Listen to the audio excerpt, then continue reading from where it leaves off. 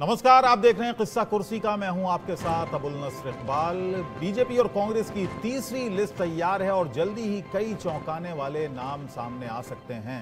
BJP की केंद्रीय चुनाव समिति की 22 मार्च को अगली बैठक हो सकती है। पीएम नरेंद्र मोदी की मौजूदगी और जेपी नड्डा की अध्यक्षता में होने वाली बैठक में उम्मीदवारों की तीसरी लिस्ट पर मोहर लग जाएगी।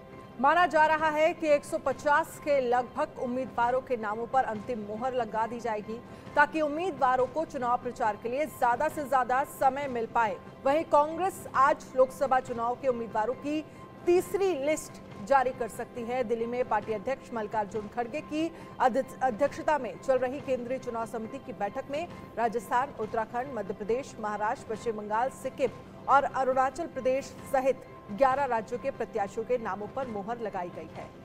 और कांग्रेस के केंद्रीय चुनाव समिति की बैठक में गुजरात की 10 सीटें, महाराष्ट्र की 7 और राजस्थान की 8 सीटें फाइनल की गई हैं। आज किसी भी वक्त आधिकारिक ऐलान इन सीटों पर हो सकता है। तो कांग्रेस की तीसरी लिस्ट आज आने की उम्मीद जताई जा रही है, लेकिन वहीं बीजेपी की तीसरी लिस्ट में जिसमें यह कहा जा रहा है कि लगभग 150 उम्मीदवारों के नामों का ऐलान जो है वो किया जा सकता है, जिसमें उम्मीद की जा रही है कि कई मौजूदा सांसदों के टिकट भी कट सकते हैं।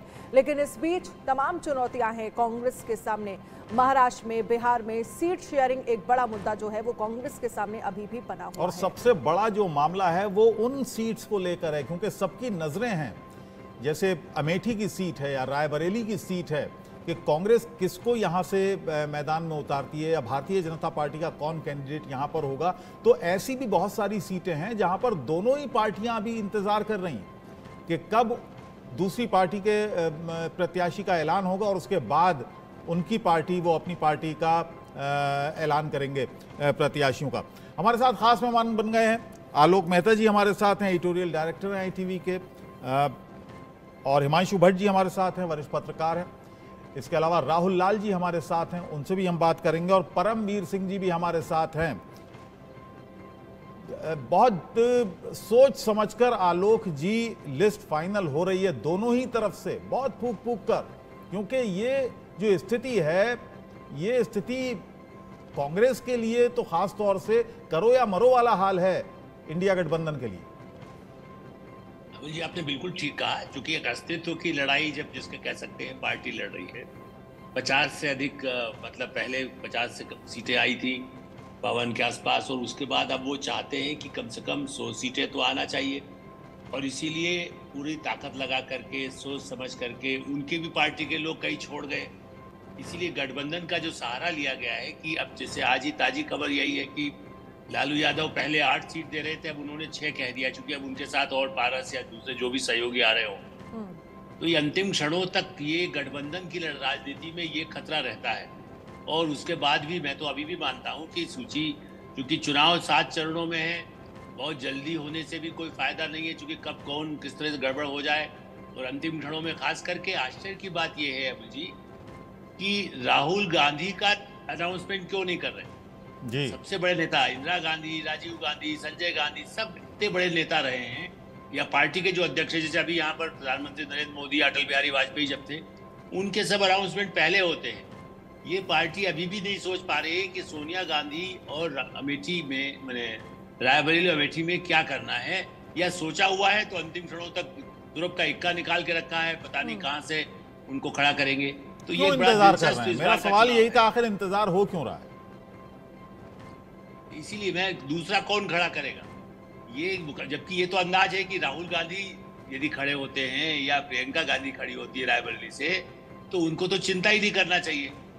तो इसीलिए बीजेपी भी अपनी तरफ से पत्ते नहीं खोल रही है, बिल्कुल, क्योंकि वो भी ये देखती है कि यदि वो मैदान में आते हैं, जबकि स्मृति ईरानी का डिक्लेयर कर दिया उन्होंने। रायबरेली का मामला अभी भी फंसा हुआ है, क्योंकि अमेठी के लिए तो स्मृति ईरानी 5 साल से कह रही मैं लड़ूंगी, यहीं से घर बसा लिया उन्होंने जी। लेकिन इसी पर हिमांशु जी मैं आपसे समझना चाहूंगी कि आखिरकार कांग्रेस की तरफ से रायबरेली को लेकर देरी क्यों हो रही है, जो कि गांधी परिवार का गढ़ रहा है, वहां पर भी अगर देरी होगी तो बाकी सीटों पर तो और मुश्किलें बढ़ जाएंगी।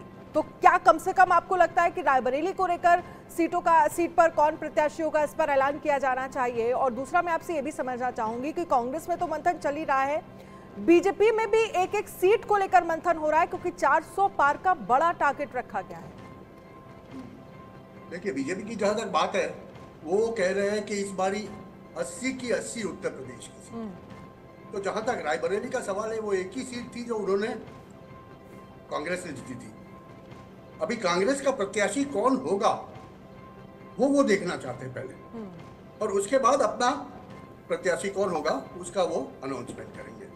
2 नाम तो ऑलरेडी चल रहे हैं। कल हमारे भूमितल के संवाददाता ने बताया था, हमारे रिपोर्टर ने स्पष्ट रूप से बता दिया था कि 2 लोकल नाम जो अपना प्रचार प्रसार कर भी रहे हैं, पार्टी 2 में से एक को न चुन के किसी तीसरे को ले आए, ये संभावना भी बनी हुई है। और वो कब होगा, जब रायबरेली से अगर कांग्रेस अपना उम्मीदवार जाहिर कर दे और कोई हैवीवेट को दे दे, बड़े नेता को, कि जिनके नाम के ऊपर वोट आए। देखिए, जहां तक वरुण गांधी का सवाल है, वो बात लगभग तय हो गई, क्योंकि समाजवादी पार्टी ने 5-7 उम्मीदवार कल जाहिर किए, ऐसा पता चलता है। और वहां पर जो वरुण गांधी की जो सीट थी पीलीभीत की, जहां पर बातें हो रही थी कि समाजवादी पार्टी उनको प्रत्याशी बना के रखेगी, वो नहीं हुआ। उन्होंने अपना उम्मीदवार जाहिर कर दिया। और मुझे तो यहां तक पता चला है कि वरुण गांधी ने अपने सचिव के द्वारा अपक्ष उम्मीदवारी निकालने के लिए अपने नामांकन मंगवा लिया है। तो अभी देखिए, वरुण गांधी को लास्ट मोमेंट पे भाजपा अगर टिकट नहीं देती कहीं ना कहीं से, तो क्या वो इतना जोखिम लेंगे कि वो अपक्ष के तौर पर खड़े होकर अपने बलबूते पर, पक्ष के बलबूते पर नहीं, अपने बलबूते पर पीलीभीत से चुनाव जीत सके? जी नहीं, बहुत सारी संभावना है। ये भी एक संभावना है कि समाजवादी पार्टी अपना कैंडिडेट वहां से वापस ले ले और वरुण गांधी को सपोर्ट कर दे, बतौर निर्दलीय सपोर्ट कर दे। ये भी एक संभावना है, बहुत सारी संभावना है। राहुल लाल जी, ठीक है, राहुल लाल जी, क्यों देरी हो रही है? क्यों देरी हो रही है? क्या एक दूसरे का इंतजार किया जा रहा है, अपने पत्ते नहीं खोले जा रहे, इसीलिए दोनों दल अभी खामोश हैं? देखिए, चूंकि अब कांग्रेस पार्टी की, तो देखिए मैं कांग्रेस के मामले पे ये चीज नहीं कहूंगा, क्योंकि उन्होंने उत्तर प्रदेश का एक भी उम्मीदवार ही घोषित नहीं किया। हम लोग चर्चा कर रहे थे ना कि नितिन गडकरी जी को भी क्यों नहीं प्रथम चरण की सूची में जो है कि बीजेपी में जगह मिली, लेकिन जब द्वितीय चरण की सूचियां जारी हुई बीजेपी की, उसमें महाराष्ट्र की सूची जारी हुई, उसमें गडकरी जी का नाम था उसमें। तो अभी उत्तर प्रदेश में ये चीज कहना कि वहां पे कुछ लुका छुपी का कहानी कांग्रेस की तरफ से चल रही है अमेठी रायबरेली पे, इस तथ्य से मैं तो बिल्कुल सहमत नहीं हूँ। जब सूची आएगी तो बिल्कुल पता चलेगा ही चलेगा। अब आता हूं मैं वरुण गांधी के प्रकरण पे। उन्होंने जो है कि पर्चे लिए हैं निर्दलीय लड़ने के लिए, अपने सचिव को भेज दिया कि टिकट ना मिलेगा तो निर्दलीय लड़ सकते हैं। लेकिन जो अभी आप अबुल जी कह रहे थे, मैं उससे सहमत हूँ कि समाजवादी पार्टी ने जरूर जो है कि 6ठी सूची में वहां से अपने उम्मीदवार जो है वो गंगवार जी हैं, उनको उन्होंने खड़ा किया है वहां पे। लेकिन वो अपने सूचियों में परिवर्तन भी करते रहते हैं खुद। उसमें जैसे उन्होंने गौतम बुद्ध नगर से एक नागर जी को टिकट दिया था 5वीं सूची में, 6ठी सूची में समाजवादी पार्टी ने उनका नाम बदल के वहां पे फिर राहुल अवाना को टिकट दे दिया। तो ये परिवर्तन भी वो करते रहते हैं। तो इसलिए 3 संभावनाएं खुली हैं, या तो वो निर्दलीय और उसको सपोर्ट कर दे, वहां पे कोई प्रत्याशी समाजवादी पार्टी ना खड़ा करे, वो अगर समाजवादी पार्टी अपने सिंबल से लड़ा दे, या फिर समाजवादी पार्टी वहां पे किसी कमजोर प्रत्याशी को खड़ा कर दे। तो राजनीति में कई बार मैं बोलता हूँ बार बार कि समझौते घोषित भी हो सकते हैं, घोषित भी हो सकते हैं, लेकिन मूल चीज समाजवादी पार्टी ये चीज देखने का प्रयास कर रही होगी कि पहले बीजेपी के भीतर तो निर्णय हो कि वो उन्हें टिकट देते हैं या नहीं देते हैं। बीजेपी के भीतर ही अगर वो टिकट, अभी हिमांशु जी जो कह रहे थे कि 80 की 80 सीटें, असल में बीजेपी ने जो लक्ष्य बनाया है उत्तर प्रदेश की 80 में से 80 सीटें जीतेंगे, और इसीलिए भी बीजेपी काफी फूक फूक कर कदम रख रही है कि कोई भी मौका वो देना नहीं चाह रही है। आपको क्या लग रहा है, क्या मुमकिन है इस जो मौजूदा जो वक्त है उसमें?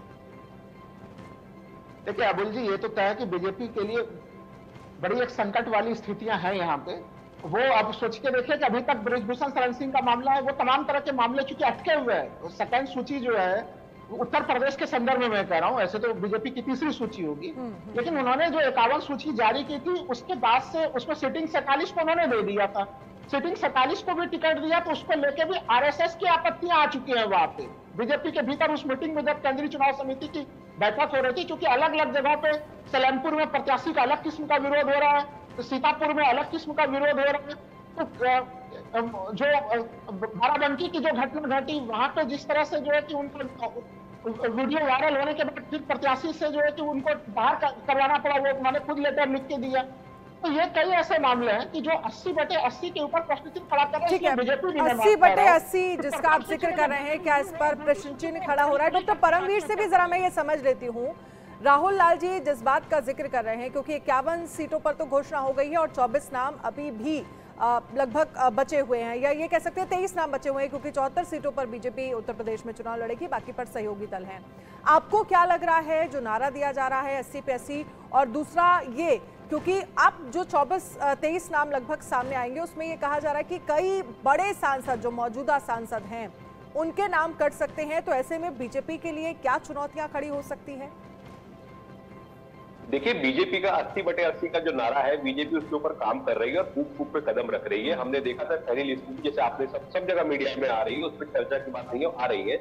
मुझे लगता है बीजेपी ने शायद ये 2 लाइनें सुनी होंगी कहीं पर कि तुमसे पहले जो शख्स यहाँ सत्ता नची था उसको भी अपने खुदा होने पर इतना ही यकीन था। ये वही यूपीए था जहाँ कांग्रेस का टिकट अगर किसी के भी ये पास होता था तो वो जीत निश्चित होती थी, बड़े भारी मतों से जीतते थे। आज वही कांग्रेस किस कंडीशन पर है, वही समाजवादी पार्टी किस कंडीशन पर है, वही बसपा किस कंडीशन पर है। तो बीजेपी इन सब फैक्टर्स को नजर में रखते हुए इनके ऊपर काम कर रही है। आज के टाइम पे युग में, स्मार्टफोन के युग में, आप किसी भी बाहरी को या किसी भी कैंडिडेट को खड़ा नहीं कर सकते, कोई भी पार्टी नहीं खड़ा कर सकते कि जनता के बीच में कि आपका कैंडिडेट आ गया, इसको वोट दीजिए। वो बड़े से बड़े धराशायी हो जाते हैं इस चीज में। तो इसी जोड़ तोड़ के अंदर लगे हुए हैं। जहां तक कांग्रेस की पार्टी है, कांग्रेस और समाजवादी का आपस में पैक्ट होने के बाद से अब वो दोनों समन्वय बैठाकर खड़े करेंगे टिकट। जैसे रायबरेली अमेठी की वीआईपी सीट कही जाती थी, तो है समाजवादी पार्टी कभी अपना कैंडिडेट खड़ा ही नहीं करती थी, तभी राहुल गांधी जी, सोनिया जी बड़े भारी मत से जीत पाते थे। तो इसी कोई जोड़ तोड़ के अंदर कोई फॉर्मूला निकाला जा रहा है। और ये इस समय एक गेम चल रहा होता है ना, तो सब दोनों पार्टियां दोनों टीम आपस में डरी हुई होती है कि वो डिफेंड करने वाले अपने डिफेंस को मजबूत कर रहे हैं। ऑफेंस नहीं करता कोई भी, कि डिफेंड करने में विश्वास रखते हैं उस समय कुछ टाइम के लिए। तो मुझे लगता है कि दोनों पार्टियां अभी डिफेंसिव मोड में ही चल रही है कि नहीं आगे पत्ता ना खोला जाए। लेकिन ये ज्यादा समय चुनाव में रहा नहीं है, अभी 2-3 दिन के अंदर ही में भी पॉसिबल आज बीजेपी की लिस्ट आने वाली है। तो सारे आप सामने आ जाएगा, लोगों के सामने आ जाएगा कौन कौन पहलवान लड़ने वाले हैं मैदान के अंदर। जी हिमांशु जी, एक मेरी बात हो रही थी ऑफ द रिकॉर्ड, हालांकि ये बात थी कांग्रेस के एक नेता हैं उनसे, और उनसे मैंने ये बात पूछी थी कि अगर प्रियंका गांधी लड़ती हैं तो वो ये विश्वास कर रहे थे, उनकी बातों से लगा कि अगर प्रियंका गांधी चुनाव मैदान में आती हैं उत्तर प्रदेश से, बड़े नाम आते हैं उत्तर प्रदेश से चुनाव मैदान में, तो न सिर्फ उनकी सीट को फायदा होगा बल्कि जो आसपास की सीटें हैं उनको भी फायदा होगा। आप क्या मानते हैं? मैं बेशक ये मानता हूं कि अगर प्रियंका जी लड़ती है रायबरेली से तो उनके जीतने के चांसेस तो बड़े ब्राइट हैं, मगर उनके आने से उत्तर प्रदेश की आसपास की 6-8 सीटों को कितना फायदा होगा ये मैं नहीं मानता। उसकी वजह यह है कि प्रियंका महासचिव थी, उनको उत्तर प्रदेश की जवाबदारियां दी गई थी और विधानसभा के चुनाव हुए। कांग्रेस के 401 उम्मीदवारों के जमानत जब्त हो गई, तो उसी पर से अंदाजा आता है कि प्रियंका के नेतृत्व को कांग्रेस ही खुद वहां पर किस तरह मोल रहे। तो हमें यह समझना होगा कि प्रियंका के आने से प्रियंका की सीट, मतलब अपनी जो पुश्तैनी सीट जिसको हम कह सकते हैं, वो जीतने में तो उनको सहूलियत होगी, मगर उनका फायदा उत्तर प्रदेश की दूसरी सीटों पे होगा ये मेरा नहीं। ठीक है, इस पर एक आलोक जी से भी कमेंट ले लेते हैं। आलोक जी, अगर प्रियंका गांधी को चुनावी मैदान में उतारा जाता है, जिस बात का जिक्र किया जा रहा है, हालांकि ऑफ द रिकॉर्ड जिक्र किया अबुल सर ने, अब तो क्या लग रहा है आपको कि आसपास की सीटें आपके हिसाब से फायदा पहुंचाएंगी प्रियंका गांधी, या फिर सिर्फ अपनी सीट बचा पाएंगी? और फिर वो रिकॉर्ड हमें याद होना चाहिए विधानसभा वाला भी, जब कांग्रेस बिल्कुल भी अच्छा प्रदर्शन नहीं कर पाई थी, जब महासचिव थी वो उत्तर प्रदेश की। देखिए, इसमें कोई शक नहीं है, आप इंचार्ज हैं और उसके बाद खुद मैदान में भी खड़े हो, तो उससे एक मॉरल बूस्टिंग जिसको हम कह सकते हैं, जैसे राणा जी, कोई भी सीनियर एडिटर जाकर के खुद खड़े हो जाते हैं, अचानक कोई बड़ी खबर आती है, या ऐसा किसी भी चीज के लिए फील्ड में चले जाते हैं बड़े बड़े संपादक या बड़े, और नेता का तो खास करके प्रियंका जी, इसमें कोई शक नहीं है, रायबरेली अमेठी में पहले भी जाती रही। एक तो उनकी अपनी पहचान है, नए किसी उम्मीदवार के लिए बहुत ही एक चुनौतीपूर्ण ज्यादा हो जाएगा, क्योंकि कांग्रेस की स्थिति बहुत कमजोर है। मैं तो मानता हूं कि देर हो रही। 2011 में हमने बड़ी हेडलाइन बनाई थी, तब उनके ही नजदीकी लोगों ने माना था कि अब प्रियंका जी आ सकती हैं, उसका बड़ा कांग्रेस को फायदा होगा। तब चलिए, उसको तो 12 साल निकल गए, आज स्थिति में आप जो कह रही हैं, एक उसका बड़ा कारण मैं बताना चाहता हूं, जो अभी अबुल जी कह रहे थे कि उनके फायदा क्या होता है। प्रियंका जी को जब इंचार्ज बनाया, आप भी जानती हैं कि मैं भी बहुत सालों से कांग्रेस के कई हमारे भी परिचित हैं जो ऑफ द रिकॉर्ड या बाहर मिलते हैं तो अपनी समस्याएं भी बताते हैं। उन्होंने कहा था प्रियंका जी को जैसे इंचार्ज बना गया, लखनऊ के जो मुख्यालय में जहाँ चाय पीने के लिए व्यवस्था नहीं होती थी, एकदम फर्निश होकर के 50 लाख रुपया खर्च हो गया था। मैं हिसाब नहीं बताता, वो ऑडिट में उन्होंने क्या दिखाया आई डोंट नो, जो उनकी पार्टी के आदमी ने कहा। तो यदि वहां से खड़ी होती है रायबरेली से प्रियंका जी सोनिया जी की जगह, क्योंकि ये सीट फिरोज गांधी जी के समय से है, रायबरेली की सीट इंदिरा गांधी और उसके नहीं है, संजय और राजीव जी तो अमेठी से है, रायबरेली की सीट सबसे पुरानी है जहां सोनिया जी लड़ती। इसलिए यदि उसको इनकेश करने के लिए उस गुडविल का, लेकिन वहां के कार्यकर्ता कितना काम किए, जिस यूथ कांग्रेस के जब से शुरू किया था इंदिरा जी के समय में, आज आनंद शर्मा ने जातिवादी मुद्दे पर बहुत ही कड़ी आलोचना राहुल गांधी के इस पॉलिसी की कर दी। तो दोनों पहलू हैं। यदि प्रियंका खड़ी होगी तो खर्च होगा, प्रचार प्रचार में सुविधा होगी, तो आसपास जो थोड़ा बहुत खर्च हो सकता है, जैसा मैंने कहा मुख्यालय में भी खर्च होता है तो चुनाव अभियान में, जबकि आज राहुल गांधी कह चुके कि हमारे पास तो रेल का टिकट देने को पैसे नहीं है, जबकि फ्रिज केवल 115 करोड़ हुआ है इनकम टैक्स के हिसाब से, बहुत सारा पैसा अभी है, लेकिन उन्होंने तो ये कह दिया कि हमारे पास तो रेल का टिकट देने को नहीं है, पोस्टर छापने को पैसे नहीं है। तो प्रियंका जी के जाने से जादू चलेगा। चलिए एक पहलू और है आलोक जी, और हम उस पर मैं चाहता हूं कि क्योंकि उत्तर प्रदेश की बात हो रही है तो चर्चा हो जाए। बीएसपी का जिक्र नहीं हो रहा है, मायावती जी बिल्कुल स्क्रीन से गायब हैं आजकल, उनका जिक्र नहीं हो रहा है। कितना असर डालने वाली हैं वो और किस पर असर डालने वाली हैं, ये बात नहीं हो रही है। राहुल लाल जी, आप क्या मानते हैं, अकेले चुनाव मैदान में जाएंगी? पिछली बार समाजवादी पार्टी के साथ चुनाव लड़ी थी तो समाजवादी पार्टी को ये शिकायत थी कि जहां जहां गठबंधन में उनके उम्मीदवार थे तो मायावती का जो इंटैक्ट वोट है वो उनके उम्मीदवारों को नहीं मिला, यानी समाजवादी पार्टी के उम्मीदवारों को नहीं मिला। समाजवादी का जो वोट था वो मायावती जी के उम्मीदवारों को मिल गया, बीएसपी के उम्मीदवारों को मिल गया, लेकिन बीएसपी का जो वोट है वो ट्रांसफर नहीं हुआ गठबंधन में। इस बार अकेले चुनाव मैदान में क्या वो इंटैक्ट वोट मायावती को पूरा पूरा मिलेगा?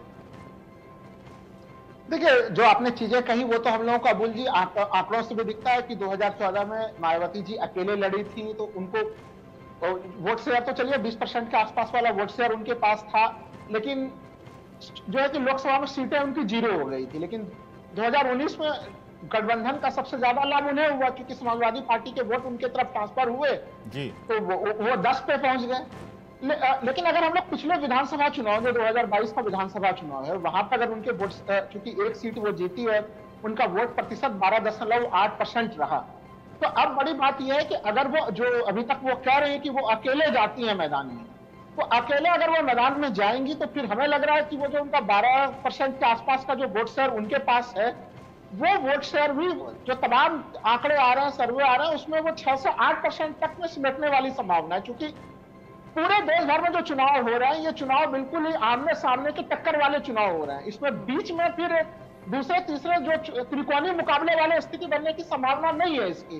अभी जो देश में लहर है, या तो आप मोदी जी के साथ है या फिर आप मोदी जी के विरोध में। तो ये 7-8% जो वोट है किसको नुकसान पहुंचाएगा? देखिए, जो उन्होंने अभी तक जो टिकटें दी हैं उसमें अगर मैं देखूं 14 टिकटों का जो मुझे ध्यान में है तो उसमें 5 तो उन्होंने मुस्लिमों को दिया है, लेकिन हमें नहीं लग रहा कि उत्तर प्रदेश में मुस्लिम वोट उनके तरफ जाने वाला है। लेकिन कुछ हो सकता है कुछ जगह पे जाए भी, लेकिन जो उन्होंने ब्राह्मणों को भी टिकट दिया है, 4 ब्राह्मणों को टिकट दिया है, उसके अतिरिक्त जो है कि एक एससी को दिया है, तो मायावती जी एक दूसरा दाव चल रही है। वो ये चल रही है कि वो एक तरह से गैर दलितों को टिकट देके अब एक अपना कुनबा बनाने का प्रयास कर रहे हैं कि उसमें अल्पसंख्यक वोटों इन सबों का एकीकरण किया जा सके। लेकिन हमें लग रहा है कि इसका नुकसान जो मायावती जी का वो खड़ी होती है तो उसका बहुत ज्यादा नुकसान ना तो दोनों पक्षों में से किसी को ज्यादा होने की संभावना मुझे नहीं दिख रही, ना तो बीजेपी को कोई बहुत विशेष नुकसान होने की स्थिति दिख रही है। बीच के उपचुनाव में हम लोगों ने देखा था कि मायावती जी के दाव पेच के कारण से समाजवादी पार्टी को नुकसान हो जा रहा था, लेकिन वो एक त्रिकोणीय मुकाबला हो रहा था। मैं बार बार कह रहा हूँ, ये आमने सामने का सीधा मुकाबला होगा, वो नुकसान पहुंचाने की हालत में किसी को ज्यादा नहीं दिख रही है। उल्टे अगर वो टीम इंडिया में आती है तो फिर उनकी ताकत बढ़ जाती है, टीम इंडिया की ताकत को मैं बढ़ता हुआ देखता हूँ, लेकिन हालांकि अब तक उन्होंने ऐसा कोई निर्णय लिया नहीं। हाँ, ठीक है। इस पर हिमांशु जी आपसे भी कमेंट चाहेंगे। जो 6-8% का वोट बैंक है, जो वोट बीएसपी को जाता है, आपको लगता है वो बीजेपी को या फिर इंडिया अलायंस को नुकसान पहुंचा सकता है इस बार के लोकसभा चुनाव में, जहां वो कह रहे हैं कि इस तरह की स्थिति है या तो आप बीजेपी के फेवर में हैं या फिर मोदी के विरोध में है, तो फिर आप इंडिया अलायंस में हैं? देखिए, मैं आपको आंकड़े देके मेरी बात करूंगा। 2014 में मायावती लोकसभा में सीटें नहीं जीती थी, मगर इनका वोट शेयर था तकरीबन 18 से 20%। 2019 में वो वोट शेयर 12-14% पर आ गया, मगर सीटें काफी मिली टैक्टिकल वोटिंग से। समाजवादी पार्टी का वोट ट्रांसफर हुआ, मायावती का कोर वोट वहां पर ट्रांसफर नहीं हुआ। तो बात सीधी हो गई कि मायावती बसपा का जो वोट है वो वोट कहीं नहीं जाता किसी भी हालत में, वो खाली बसपा के लिए वोट करता है। जब ये बात सिद्ध हो जाती है तब 2024 में अकेले जाने का मतलब ये हो गया कि हर एक जगह पे त्रिपक्षीय मुकाबला होगा। एक तरफ इंडी गठबंधन है, दूसरी तरफ भाजपा का गठबंधन है, तीसरी तरफ बसपा है। तो बसपा का अपना वोट शेयर जो आप कोई कहता है 8%, कोई कहता है 12%, मैं मानता हूं कि पिछले 20 सालों से एक साइलेंट वोट तकरीबन 12 से 14-15% का बसपा का है। अगर वो पूरा बाहर आके बात करता है तो इसका सबसे ज्यादा खामियाजा विपक्ष को भुगतना पड़ता है, क्योंकि वो ज्यादातर वोट विपक्ष के होते हैं। हमने कई ऐसे चुनाव देखे हैं, कई राज्यों में ऐसे चुनाव देखे हैं जहां तीसरा परिबल आ जाता है। वहां शुरू में ऐसा कहा जाता है कि ये सत्ताधारी पक्ष के वोट खा जाएगा, मगर होता कुछ ऐसा ही है, उल्टा ही है, और वो विपक्ष के वोट में सेंध मारता है।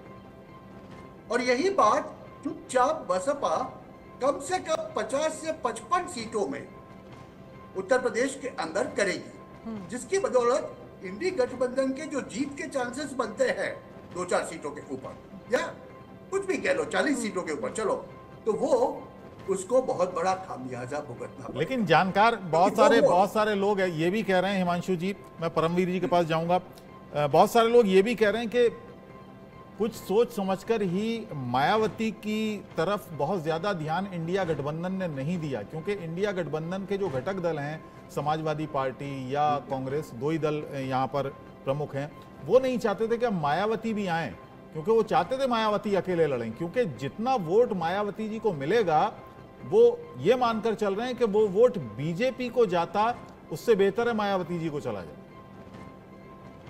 अबुल साहब, देखिए, अनुमान लगाना किसी पे रोक नहीं है, लगा जा सकते हैं, लेकिन मैं यहाँ पर एक बात कोट करूंगा। देखिए, यूपी की अगर हम डेमोग्राफी और पॉलिटिक्स को समझे तो केवल 2 ही पार्टी यहाँ पर मायावती जी की बसपा और भाजपा, जो एक सामाजिक मुद्दे से उभरी है। राम मंदिर मुद्दा तो था, उसके ऊपर भाजपा उभरी, और सामाजिक मुद्दे को लेकर ही बसपा बढ़ी थी। हम बार बार बसपा का नाम लेते हैं, लेकिन यहाँ पर मायावती जी का नाम लेते हैं। हम बार बार सतीश चंद्र मिश्रा जी को भूल जाते हैं। ये बसपा में सेकंड इन कमांड है और बहुत बड़ा इनका कद है। और आज के टाइम पर अगर आप लिस्ट बना के देखेंगे तो भाजपा के अंदर जितने ब्राह्मण कह रहे हैं वो सब सतीश चंद्र मिश्रा जी के ही ट्रेंड किए हुए हैं। डिप्टी सीएम है यूपी के इस समय। तो केवल आप उनका वोट बैंक मायावती जी का आप एक शेड्यूल कास्ट बिरादरी में मत देखिए, ब्राह्मण जो है और बाकी जगह पर भी मायावती जी का वोट है वहां पर, और वो कहीं नहीं हिलता है। देखिए, भाजपा का खाटी वोटर और मायावती जी का खाटी वोटर तभी नहीं हिलता है, चाहे पार्टी हारे चाहे पार्टी जीते। ये बात अच्छे से जानते थे। मुलायम सिंह जी के टाइम पर और मायावती जी की आपस में बहुत भयंकर अनबन थी, जिसको अखिलेश जी ने पानी डालने की कोशिश करी, लेकिन ऐसे आग घाट पड़ जाए तो रिश्ते में वो निकलती नहीं है। और नेता तो आपस में गठबंधन कर सकते हैं, लेकिन वोटर्स का गठबंधन कभी नहीं होता है, ये बात भूलनी नहीं चाहिए। लेकिन मायावती जी बहुत बड़ा फैक्टर है यूपी के अंदर, आप देखिएगा। आलोक जी का भी कमेंट ले लेते हैं इस पर। देखिए अबुल जी, आप ये मानिए कि दलित वोट अभी जैसा अपने सारे साथी कह रहे हैं, और उस दृष्टि से, और आपने बिल्कुल सही कहा कि ये जो वोट है दलित वोट कभी डाइवर्ट नहीं होता है, ये समाजवादी की शिकायत थी। तो कांग्रेस पार्टी तो दलित और पिछड़ों के बल पर ही चल रही है। आज भी उन्होंने ये कहा है फिर से राहुल गांधी, और दलित उन्होंने अध्यक्ष इसीलिए बनाए खड़गे जी को, जबकि वैसे जात पात विनय जी का पार्टी में भी इसी पर अंदर विरोध है कि भाई क्यों उनको दलित कह करके प्रोजेक्ट किया जाए, लेकिन दलित कह करके वोट मिलना है। मायावती जी का वोट यदि इंटैक्ट रहता है तो उससे कांग्रेस को जो वोट मिलना है, मेरा मानना है कि उससे वो नुकसान होगा। बीजेपी को कितना होगा नहीं होगा ये तो ठीक है, दलित उन्होंने भी काम किया, कहाँ पैसा दिया दलितों को, कहाँ सहायता हुई, वो अपनी जगह है। लेकिन ये वोट जो इस समय जो कांग्रेस की कोशिश थी कि दलित हमें मिले, पप्पू यादव ने, कल भी हमने चर्चा की, पप्पू यादव ने बीजेपी कांग्रेस ज्वाइन किया है, तो वहां यादव वोट मिल सके बिहार यूपी में अखिलेश के और लालू जी के बल पर। तो ये जो एक समीकरण, उनको लगता है कि वोट परसेंट दलित पिछड़ा इनका ज्यादा है, ब्राह्मण या अपर कास्ट का वोट कम होता है, मुस्लिम वोट। दूसरा, मायावती जी का एक देखिए, लॉ एंड ऑर्डर को लेकर के मैं आज भी कहूंगा कि उनका सबसे बड़ा कार्यकाल ऐसा माना जाता है वर्तमान बीजेपी कार्यकाल को से पहले, जिसमें सारी बुराई, भ्रष्टाचार, सारे आरोपों के बावजूद लॉ एंड ऑर्डर को लेकर, सुरक्षा को लेकर, मुस्लिमों की सुरक्षा को लेकर मायावती जी के समर्थक काफी संख्या में थे। वो वोट इनको यदि मिलता है तो उससे कांग्रेस को ही नुकसान होगा।